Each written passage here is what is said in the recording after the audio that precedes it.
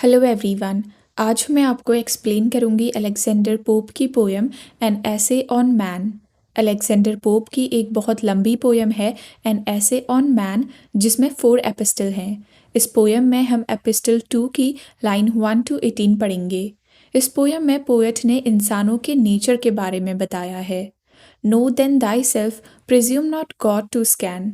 Thy self मतलब अपने आप को, प्रिज्यूम मतलब अनुमान लगाना, स्कैन मतलब किसी चीज़ को बारीकी से देखना।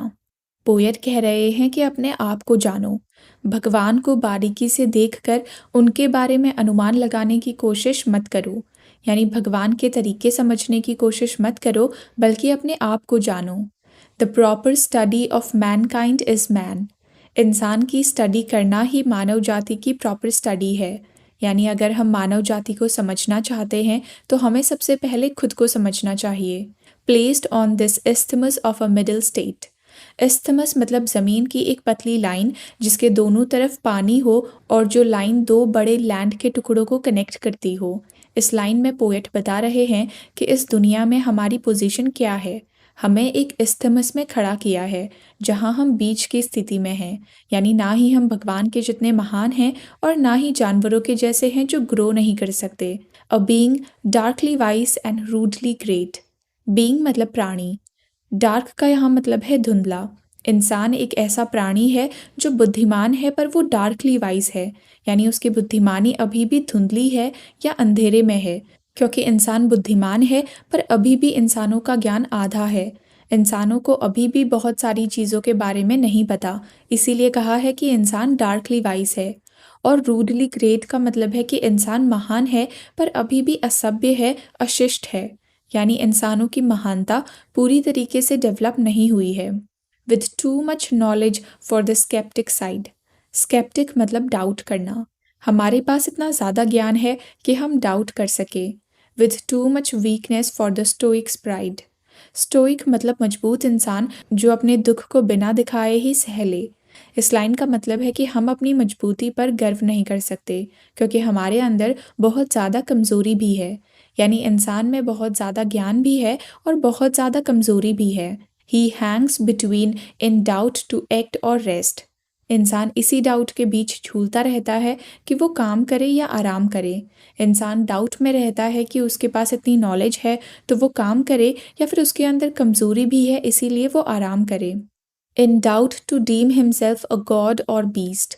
डीम मतलब समझना, बीस्ट मतलब जानवर। इंसान इसी डाउट में रहता है कि वो खुद को भगवान समझे या फिर जानवर। इन डाउट हिज माइंड और बॉडी टू प्रेफर। प्रेफर मतलब चुनना, और इंसान इस डाउट में रहता है कि वो अपने दिमाग को या शरीर को किसको चुने। इंसान अपनी माइंड और बॉडी को बैलेंस में नहीं रख पाते। वो हमेशा डाउट में रहते हैं कि अपने मन की सुने या अपने शरीर को चुने। Born but to die and reasoning but to err. Reasoning मतलब लॉजिकल सोचने की क्षमता, एयर मतलब गलती करना।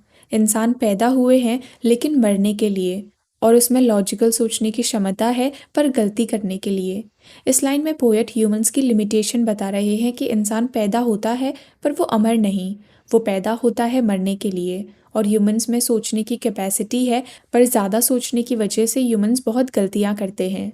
Alike in ignorance his reason such. Alike मतलब एक जैसा, इग्नोरेंस मतलब अज्ञानता। हमारे तर्क देने की या लॉजिकली सोचने की एबिलिटी अज्ञानता की तरह ही है। Whether he thinks too little और too much, chaos of thought and passion all confused। chaos मतलब डिसऑर्डर, यानी जब कोई चीज़ अव्यवस्थित होकर पड़ी हो। भले ही वो बहुत थोड़ा सोचे या बहुत ज़्यादा, उसके दिमाग में विचारों का और जुनून का डिसऑर्डर बन जाता है और वो कंफ्यूज हो जाता है।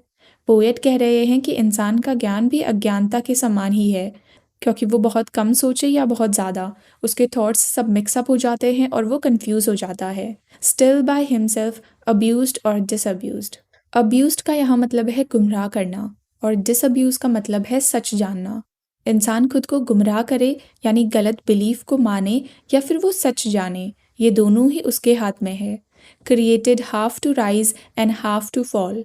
इंसान को आधा ऊपर उठने के लिए बनाया है और आधा नीचे गिरने के लिए बनाया है, यानी इंसान जीत कर ऊपर भी उठ सकता है और हार कर नीचे भी गिर सकता है। Great Lord of all things. Lord मतलब मालिक। इंसान सारी चीज़ों का मालिक है, यानी इंसान की जाति बाकी सारी जातियों में सबसे ऊंची है, इसीलिए इंसान को सबका मालिक कहा है।